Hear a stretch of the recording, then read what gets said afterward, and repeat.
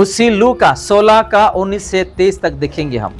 एक धनवान मनुष्य था जो बैंगनी कपड़े और मलमल पहनता और प्रतिदिन सुख विलास और धूमधाम के साथ रहता था। लाजर नाम का एक कंगाल घावों से भरा हुआ उसकी डेवड़ी पर छोड़ दिया जाता था। और वह चाहता था कि धनवान की मेज पर की झूठन से अपनी पेट भरे। क्या? झूठा से अपना पेट भरे। देखो, ऐसे ऐसे धनवान भी आप लोग देख रहे होंगे। पैसे वाले लोग कार में जा रहे, कोई सिग्नल पर भिखारी आया, पूछता, ग्लास में मारते रहता है तो उसको भगा देते हैं। आप लोग देखे होंगे, आप लोग, मैं भी देखता हूँ। और ये लाजर क्या कर रहे हैं कि धनवानों का घर से जो फेंका हुआ जो खाना, झूठा वाला खाना, तो मैं थोड़ा निकाल के खाऊंगा। देखो, अगर ये वचन पढ़ोगे ना, ऐसा ऐसा वस्त्र वो पहना हुआ है कि कॉस्टली, महंगा वाला वस्त्र वो पहनता था। सुख विलास, प्रतिदिन क्या करते थे वो? सुख और विलास और धूमधाम के साथ रहता था। क्या? धूमधाम और सुख विलास के साथ वो रहता था और जीता था। लेकिन उसका घर के सामने कौन आके पड़ा हुआ था? लाजर। वो लाजर कौन थे? एक भिखारी। और उसका शरीर में क्या था? घाव। अगर आपके जीवन में कोई आया, कोई भिखारी या कोई मांगने वाला या कुछ चीज मांग रहा है, तो आप लोग समझ जाना कि प्रभु आपके द्वारा कुछ उसको मदद देने के लिए आपके पास भेजा है। हालेलुया। चाहे कपड़ा हो, खाना हो, पैसे हो। अगर हमारे पास कोई आते हैं तो प्रभु जानबूझ के भेजते हैं कि हमारे द्वारा उसको मदद की जाए। हालेलुया। जैसे कि हम दूसरे लोगों के द्वारा मदद पाए हैं, हमारे द्वारा भी कुछ लोग मदद पाई जाए। हम कभी कभी क्या होते हैं ना, अपना हृदय को कठोर तक कर देते हैं। कोई कोई विश्वासी ऐसे हैं, पैसे यानी कि जान, पैसे यानी कि जान। हमारा गांव में एक भाई नया नया शादी करके आया। मुझसे पहले एक बार आप लोग कहा था, आप लोग याद है कि नहीं? नया नया शादी करके बहन जी को लाया। बहन जी खाना बनाने का, उसका तरकारी बनाने का स्टाइल अलग ही है उसका। ये जब तेल आता था 1-1 किलो, 12 दिन के अंदर, 10 दिन के अंदर 1 किलो तेल खत्म, मसाला खत्म और मिर्ची खत्म। नया नया है, 2 महीना हो गया है, इतना जल्दी जल्दी कहां से खत्म हो जा रहा है? ये इसको टेंशन आ गया, टेंशन आ गया भाई साहब को। बहन जी खाना बना रही थी, एक दिन किचन में घुसा। उसी समय में बहन जी तेल जो है डाल के प्याज भूनने के लिए जा रही थी। तेल देखा, इतना तेल खाने से चर्बी हो जाएगा, इतना तेल खाने से बीमारी हो जाएगा, इसीलिए जल्दी तेल खत्म हो रहा है करके क्या किया, वो उतना मत डालो करके वो गरम तेल फिर से डब्बा में डाल रहा है। क्या? वो कढ़ाई में से तेल जो गरम था फिर से उसी डब्बा में भाई साहब डाल रहा है। खाने पीने के लिए कंजूस। ठीक है, आप वेस्ट कर रहे हो, वो बात अलग है, आप पूछिएगा आप क्यों वेस्ट कर रहे हो। किसी किसी को प्रभु का नाम पे दान देना या दशमांश देना या खर्च करना के लिए कंजूस, लेकिन वहां पे जाकर के उड़ाई देंगे। कहां पर? अस्पताल। कितने लोग ऐसे जो प्रभु उसको चंगा किया है फ्री में, और उस शैतान को प्रभु भगाने के बाद भी वो प्रभु में नहीं बढ़ा, फिर से आया वो बीमारी और जाके अस्पताल में पैसे खर्च हो रहा है। यहाँ पे दान दो बोल के बोलो या दशमांश दो बोल के बोलो, डॉक्टर को फीस भरने के लिए पहले रहते हैं हमारे लोग।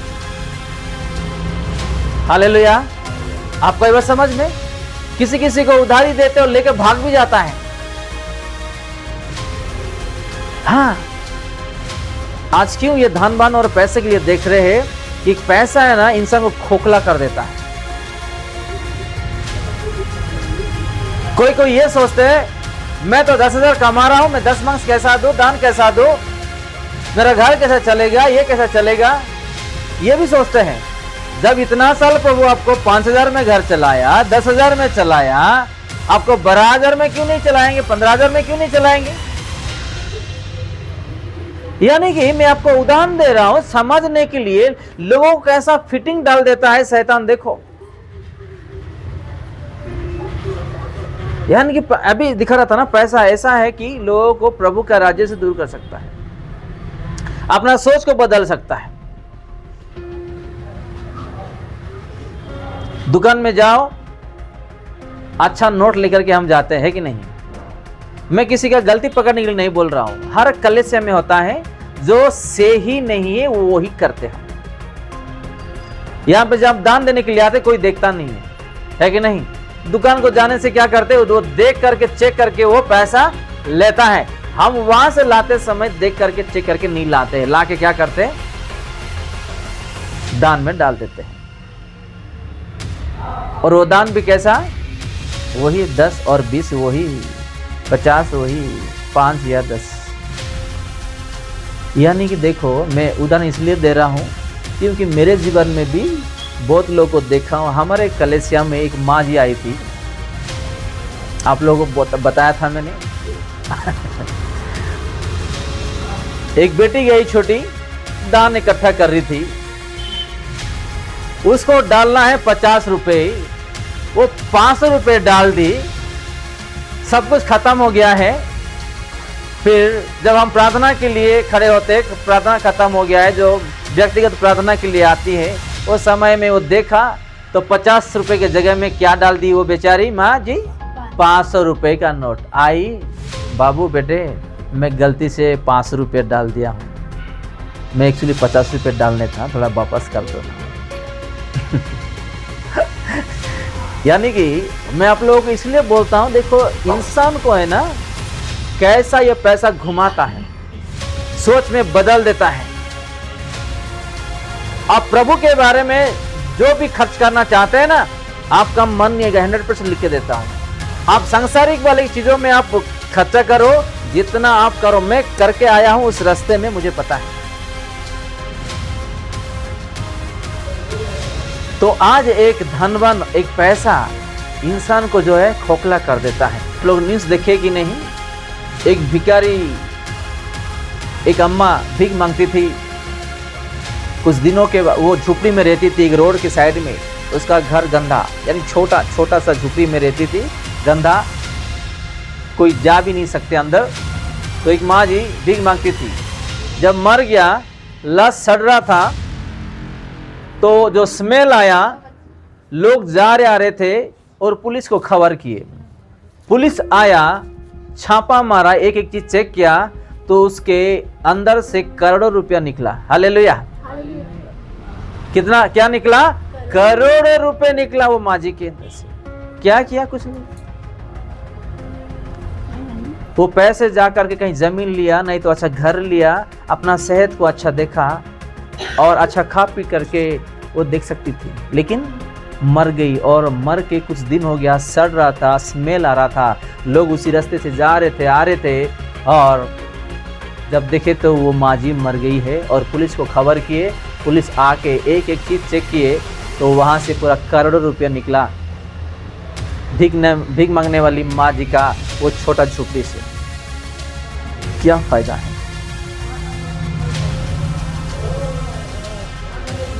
आपके बच्चों को पढ़ाई के लिए, विवाह के लिए सेविंग करना है करो, आपका घर खर्चा के लिए जो भी करना है करो, प्रभु को जो देना है दो, लेकिन उतना भी कंजूसी नहीं होना और उतना भी हमारा ध्यान नहीं रहना कि हम पैसे पैसे पैसे पैसे पैसे के पीछे भागे और अपना जीवन को हम बर्बाद कर दें। पैसों के लिए भाई भाई के बीच में हत्या होता है, मारपीट होता है, अलग होते हैं। और यहाँ पे हम देखते हैं 20 में, परंतु परमेश्वर ने उससे कहा, हे मूर्ख, इसी रात तेरा प्राण तुझसे ले लिया जाएगा, तब तो क्या कर सकता है जो इकट्ठा तूने जो किया है धन वगैरह। और 21 में क्या लिखा है? ऐसा ही वह मनुष्य भी है जो अपने लिए धन बटोरता है परंतु परमेश्वर की दृष्टि में धनी नहीं। आपको ये बात समझ में? यही है, आप कितना भी भागो, कमाओ, सेविंग करो, कंजूसी बनो पैसों के लिए, वो कुछ नहीं है, कुछ नहीं है। मैं इससे पहले कह रहा था ना, मैं भी भाग रहा था उसी रास्ते में। अभी एक बाबू का मरण हो गया है। हमारे बीच में वो खेलता था, उठता था, बैठता था, खाता था, पीता था, कलेशे का काम करता था, आता था, जाता था। जब वो मर गई, उसका जो चेहरा है, उसका जो बॉडी है, मैं देख नहीं पाया, क्योंकि मेरे बेटे को जब छोटा, उसका साल था 6 साल, वो समय में हम लोग सेवकाई में नहीं थे, प्रभु में नहीं थे, कले से नहीं जा रहे थे। जब मेरे बेटे को बुखार आया था तो हम हॉस्पिटल लेके गए और नर्स ने कहा, डॉक्टर ने कहा कि चेयर में बैठ जाओ, गोद में ले करके आपके बेटे को।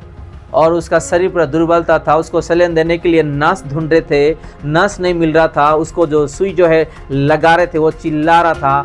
मैं देख देख के सेंसलेस हो गया।